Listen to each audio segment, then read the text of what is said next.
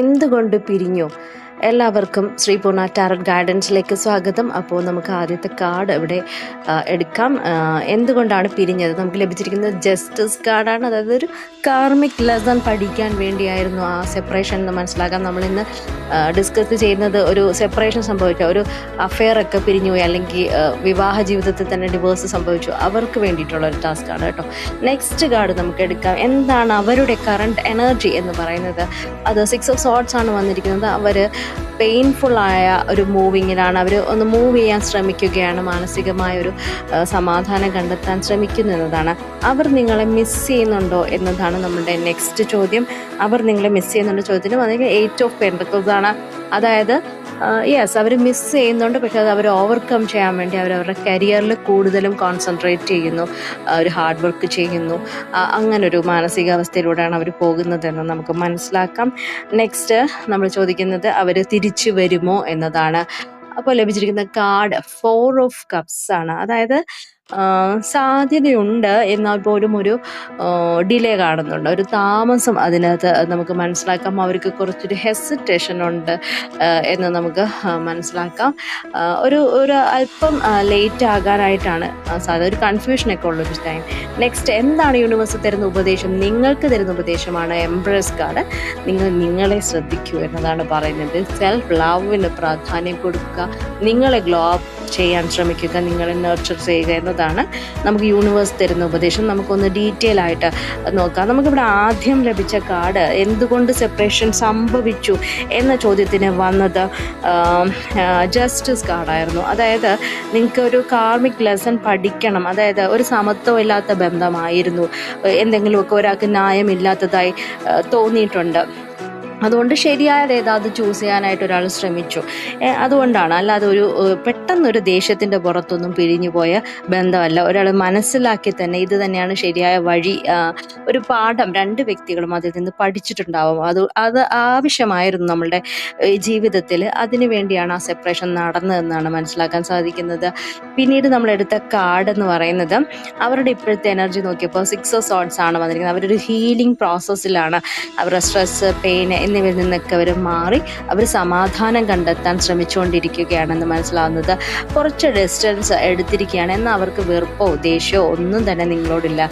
ഒരു വിഡ്രോവൽ സ്റ്റേജിലാണ് അവർ കടന്നു പോകുന്നത്. അവർ നിങ്ങളെപ്പറ്റി ചിന്തിക്കുന്നുണ്ടോ എന്ന് വെച്ചാൽ ചിന്തിക്കുന്നുണ്ട്, മനസ്സ് പക്ഷേ ശാന്തമാക്കാനായിട്ട് അവർ ശ്രമിക്കുന്നു. ഇപ്പോൾ ഒരു തിരിച്ചു വരാൻ അവർ തയ്യാറല്ല. നെക്സ്റ്റ് നമ്മളെടുത്ത് കാർഡ് നിങ്ങളെ മിസ് ചെയ്യുന്നുണ്ടോ എന്ന ചോദ്യത്തിന് യെസ്, 8 ഓഫ് പെൻറ്റക്കിൾസ് ആണ് വന്നത്. അപ്പോൾ അവരുടെ സെൽഫ് ഗ്രോത്തിന്, അവരുടെ റെസ്പോൺസിബിലിറ്റി ഒക്കെ ബെറ്റർ ആക്കാനായിട്ട് ശ്രമിക്കുന്നു. അവരൊക്കെ മനസ്സിലാവുന്നുണ്ട്. അവർ സ്വയം ചോദിക്കുന്നുണ്ട് എന്താണ് തെറ്റ്, എവിടെയാണ് സംഭവിച്ചത്, സ്വയം മെച്ചപ്പെടുത്താൻ ശ്രമിക്കണം എന്നൊക്കെ അവർ ചിന്തിക്കുന്നുണ്ട്. ഞാൻ ബെറ്റർ ആകണം, ഞാൻ ബെറ്റർ ആയാൽ കുറച്ച് മാറ്റമൊക്കെ വരാൻ സാധ്യതയുണ്ട് എന്നതാണ് നമുക്ക് 8 ഓഫ് പെൻറ്റക്കിൾസിൽ നിന്ന് മനസ്സിലാകുന്നത്. അപ്പോൾ അവർ സ്വന്തമായി ഒന്ന് ഇമ്പ്രൂവ് ആവാനായിട്ട് ശ്രമിക്കുന്നു എന്ന് വേണം ഇവിടെ മനസ്സിലാകുന്നത്. നെക്സ്റ്റ് നമ്മൾ ചോദിച്ച ചോദ്യം അവർ തിരിച്ചു വരുമോ എന്നതായിരുന്നു. അപ്പോൾ ആ ചോദ്യത്തിന് ലഭിച്ച കാർഡ് എന്ന് പറയുന്നത് 4 ഓഫ് കപ്സ് ആയിരുന്നു. അതായത് ഒരു സ്ലോ ആണ്, സാധ്യതയുണ്ട്, പക്ഷേ ഒരു സ്ലോയിലുള്ളൊരു മാറ്റമാണ് നമുക്ക് മനസ്സിലാകുന്നത്. ഒരു കൺഫ്യൂസിങ് എനർജിയാണ് മനസ്സിലാകുന്നത്. അവർ ഹെസിറ്റേഷനാണ് പിന്നെ അവർ ഒട്ടും എക്സ്പ്രസീവ് ആവത്തില്ല. കാരണം എന്ന് വെച്ചാൽ ഇപ്പോൾ തിരിച്ച് വരണം എന്നൊക്കെ തോന്നിയാൽ പോലും അത് ആരോടും ഒന്ന് തുറന്നു പറയാൻ ഒരു ചെറിയ ഈഗോ ഒക്കെ ഉള്ള ആൾക്കാരാണെന്ന് മനസ്സിലാക്കാം. എന്തായാലും ഒരു തിരിച്ചു വരവുണ്ടെങ്കിൽ തന്നെ അത് ഫാസ്റ്റായിട്ട് നടക്കണമെന്നില്ല, ഒരു ഡിലേഡ് ആണ്. എന്നാൽ ഇപ്പോഴവർ ആ ഒരു തിരിച്ചു വരവിന് തയ്യാറല്ല എന്ന് മനസ്സിലാക്കാം. നെക്സ്റ്റ് നമുക്ക് ലഭിച്ച കാർഡാണ് നമുക്ക് യൂണിവേഴ്സ് തരുന്ന ഉപദേശം എന്താണെന്നായിരുന്നു ചോദ്യം. അതിനാണ് എംബ്രസ് കാർഡ് ലഭിച്ചിരിക്കുന്നത്. അതായത് ഏറ്റവും ശക്തമായ മെസ്സേജ്, ഏറ്റവും മികച്ചൊരു കാർഡാണ് അത് എംബ്രസ് കാർഡ് എന്ന് പറയുന്നത്. അതായത് നിങ്ങൾക്ക് പ്രാധാന്യം നൽകുക, സെൽഫ് ലവിന് പ്രാധാന്യം കൊടുക്കണം എന്ന് തന്നെയാണ് പറഞ്ഞത്. നിങ്ങൾക്ക് നിങ്ങളുടെ വാല്യൂ നിങ്ങൾ സ്വയം മനസ്സിലാക്കണം. നിങ്ങൾ ആരെയും ചേസ് ചെയ്യേണ്ട ആവശ്യമൊന്നുമില്ല.